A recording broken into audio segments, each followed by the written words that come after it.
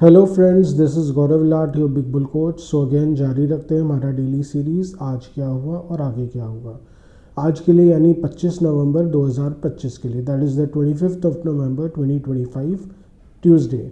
सो आज expiry day था, to be more specific आज मंथली एक्सपायरी डे था। सो ऐसा लग रहा था कि बाज़ार में कुछ हलचल होना चाहिए। वैसे सुबह की ओपनिंग देख के वैसा कुछ लग नहीं रहा था, पर फिर भी थोड़ी बहुत हलचल हुई आज नॉनदलेस। तो मार्केट जो है वो आज गिर के बंद हुआ। निफ्टी की बात करें तो वो लगभग 75 पॉइंट्स गिरकर 25,885 पर बंद हुआ। That is it was down 75 points, closing at 25,885।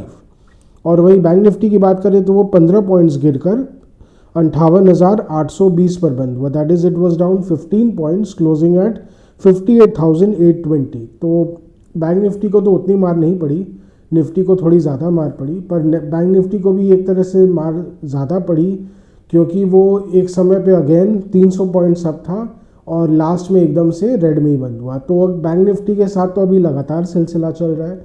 वो गेंस तो कर लेता है पर टिका नहीं पाता और धीरे धीरे खिसक जाता है। सो बाज़ार जो है वो वैसे खुला थोड़ी बुलिश अंडरटोन के साथ, क्योंकि प्री ओपनिंग इंडिकेशन वही कह रहे थे कि गेंस आने चाहिए, गेंस आए, पर मार्केट जो है वो थोड़ा स्ट्रगल ही करता हुआ दिखा। But somehow it managed, Nifty है, it manage to go up beyond 26,000।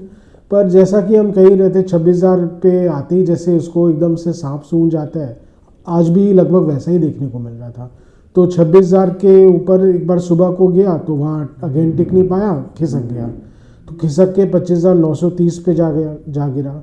फिर वहाँ से वापस उसने सांस भरी, वापस 26,020 के लेवल्स तक गया और फिर कहीं ना कहीं वहाँ पे बैंक निफ्टी फिर प्रेशर में आया तो एकदम से औधे मुँह गिर गया। और इस बार तो सांप ने ऐसा काटा कि सीधा 25,880 के लेवल्स पे जाके रुका। तो आप देख ही रहे हैं कि निफ्टी में 26,000 का जो लेवल है उसको बार बार डिस्ट्रीब्यूशन की तरह अच्छी तरह यूज़ किया जा रहा है।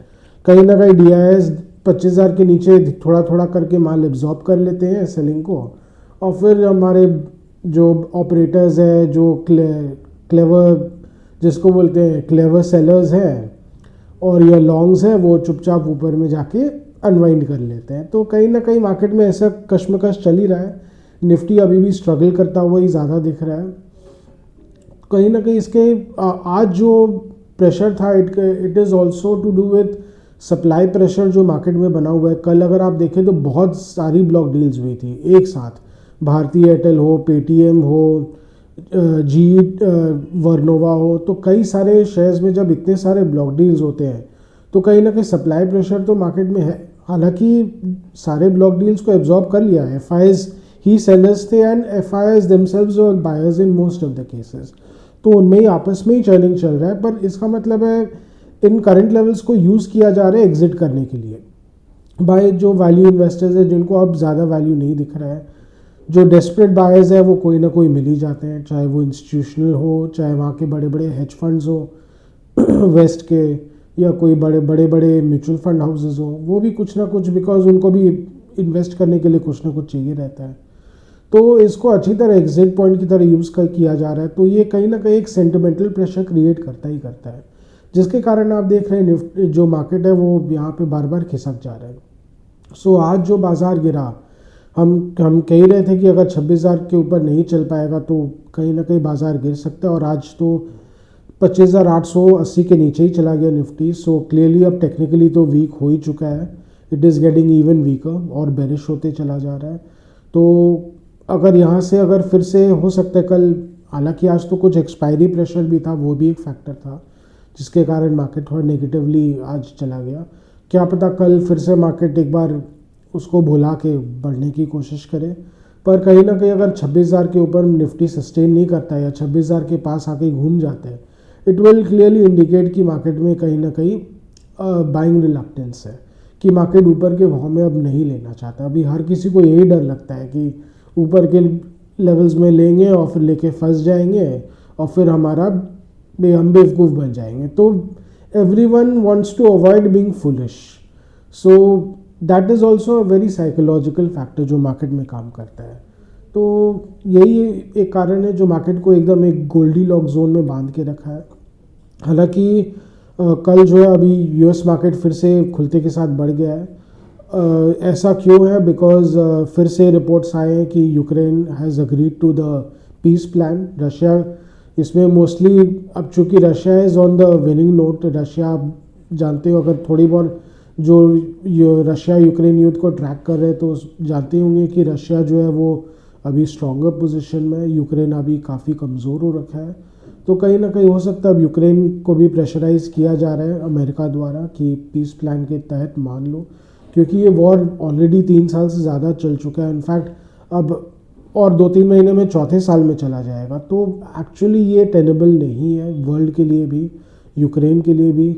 17 लाख से ज़्यादा यूक्रेनी मारे जा चुके हैं, सोल्जर्स, कुछ सिविलियंस भी इस युद्ध में। रशियंस भी काफ़ी मारे जा चुके हैं। ऐसे रिपोर्ट्स है कि करीब 10 लाख से ज़्यादा रशियंस मारे जा चुके हैं। तो ऑलरेडी बहुत जान मान की हानि हो चुकी है। तो कहीं ना कहीं वो भी चाहते हैं कि युद्ध ख़त्म किया जाए। हालांकि यूरोप जो है वो अभी अड़ियल हो रखा है, वो नहीं चाहता है, पर कहीं ना कहीं मार्केट अब इस होप में है कि अब जेन्युइनली अभी रशिया यूक्रेन युद्ध है जो ख़त्म होने को आ रहा है। सो उसको लेके अभी मार्केट बढ़ा हुआ है, डाउ जोन्स अमेरिकन मार्केट। हो सकता है उसके कारण थोड़ा बहुत इंडियन मार्केट में रिफ्लेक्ट करे। कल हो सकता है ऊपर खुले, बट अगेन जैसा कि हमने कहा कहीं ना कहीं निफ्टी जो है अभी गोल्डीलॉक्स जोन में फंसा हुआ है, सो उसके ऊपर नहीं जा पाता है। तो अगर ऐसा होता है तो Nifty might dip to 25,750 and it might even dip to 25,500, क्योंकि बार बार अगर आप देखें तीसरा या चौथा बार हो जाएगा जब 26,000 के ऊपर निफ्टी नहीं चल पा रहा है। So it is somewhere creating a technical bearishness, clearly it is creating. आज इंस्टीट्यूशनल फ्लोज तो ठीक ठाक थे, पर जैसा कि होता है ना, DIIs खरीद तो रहे हैं, आज भी लगभग 4,000 करोड़ का माल खरीदा उन्होंने, पर वो मोस्ट ऑफ द बाइंग उनका जो होता है बहुत लेजी होता है, प्रोट्रैक्टेड होता है, थोड़ा थोड़ा होता है, इम्पैक्ट कॉस्ट को अवॉइड करना रहता है उनको भी। सो उसका जैसे मार्केट में कोई असर ही नहीं आता है। तो क्यूमुलेटिव असर बहुत लंबे समय तक जब वो लेते रहते तब जाके मार्केट दिखता है कि नहीं अब और नहीं गिर सकते तो अब बढ़ जाओ, वही वाली बात है। पर कहीं ना कहीं यहाँ पे अभी फंसा हुआ है मार्केट, हो सकता है गिरने के चांस 60-40 अभी यही है, यहाँ से हो सकता है निफ्टी गिर जाए। हालांकि मिड कैप्स जो है वो स्ट्रॉन्गर पोजीशन में थे। आज मिड कैप 100 जो है वो आज बढ़ के बंद हुआ, 200 पॉइंट्स बढ़ के बंद हुआ। मामूली बढ़ती थी अगर परसेंटेज टर्म्स में देखा जाए तो कहीं ना कहीं, पर इट इंडिकेट्स कि मिड कैप्स में ज़्यादा स्ट्रेंथ है। हालांकि स्मॉल कैप्स में थोड़ी वीकनेस है, अगेन बिकॉज स्मॉल कैप्स में से बहुत सारे स्टॉक्स हैं जो अभी भी करेक्शन प्रेशर से जूझ ही रहे हैं, बहुत सारे सेक्टर्स ही ऐसे हैं जो करेक्शन प्रेशर से अभी भी जूझ रहे हैं। सो कहीं ना कहीं स्मॉल कैप्स तो अभी साइड में रहेंगे, पर mid caps should perform. Again mutual fund flows का बायस भी मिड कैप्स की तरफ ज़्यादा रहता है। स्मॉल कैप जो मेगा कैप्स है उनमें ज़्यादातर अभी जो बाइंग चल रही है वो इट इज़ मोस्टली ऑफ आपका रिटायरमेंट फंड्स के जो जितने भी हैं, उसके अलावा आपके PF का काफ़ी जो फंड्स आता है, क्योंकि उनको डेजिग्नेटेड जो top equity shares, top 100 equity shares में ही इन्वेस्ट करने रहते हैं ज़्यादातर। तो कहीं ना कहीं उनका रुझान ज़्यादा रहता है मेगा कैप्स की ओर। सो वहाँ पे थोड़े बहुत फ्लोज आ जाते हैं, but it is not very aggressive. कहीं ना कहीं अग्रेसिव बाइंग मिसिंग है बाज़ार में, जिसके कारण बाज़ार जो है स्ट्रगल करता हुआ दिख रहा है। सो हमें लगता है हो सकता है दिसंबर महीना भी 26,000 के अगर ऊपर नहीं चल पाएगा निफ्टी तो स्ट्रगल ही करता हुआ दिखेगा।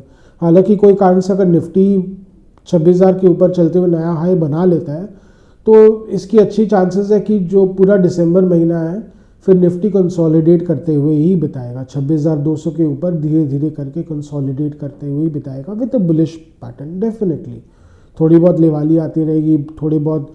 हाँ, ये है कि उसके कारण बहुत सारे ऐसे इन्वेस्टर्स हैं जो किसी तरह अपने हाथ रोक के रखे हैं इन होप्स की करेक्शन आएगा बाज़ार में, फिर उनको नीचे लेने मिलेगा, तो कहीं ना कहीं फिर डेस्परेशन के कारण वो लेने आ जाएंगे, ऐसे चांसेस हैं।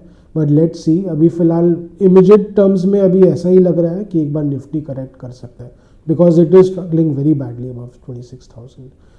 सो आज का डेली व्लॉग यहीं तक रखते हैं। आशा करें कि आपको हमारी डेली व्लॉग्स अच्छी लग रही हो। Do like, share and subscribe to our channel. Do hit the bell icon for regular update on our videos.